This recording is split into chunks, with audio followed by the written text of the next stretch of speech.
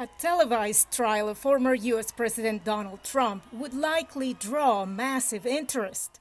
But since cameras are forbidden in federal courtrooms, only a few sketches now tell the story of his recent appearances in Washington and Miami. Changing the rules against televising proceedings would be a complex process.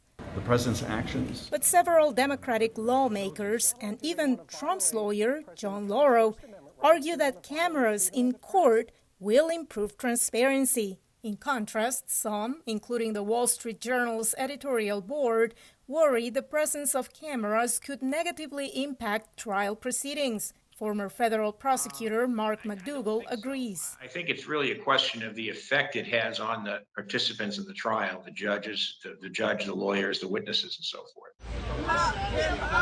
Others argue that in America's highly polarized politics, where even basic facts are up for debate, a camera feed could be critical for accountability, says political analyst Calvin Dark. If there are no cameras in the courtroom, what the judges are then contributing to is the possibility of misinformation or somebody who's in the courtroom misrepresenting or taking out of context what actually happened.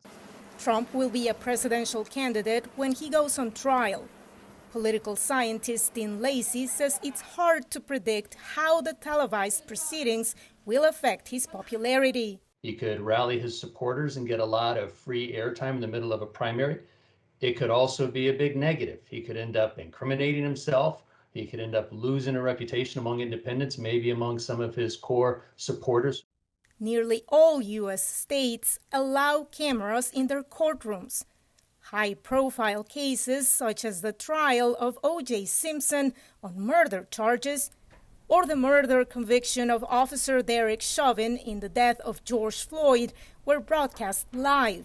A new indictment of Donald Trump on election-related charges is expected later this week in Georgia, where cameras are permitted in courtrooms at the judge's discretion. Veronica, Balderas, Iglesias, VOA News, Washington.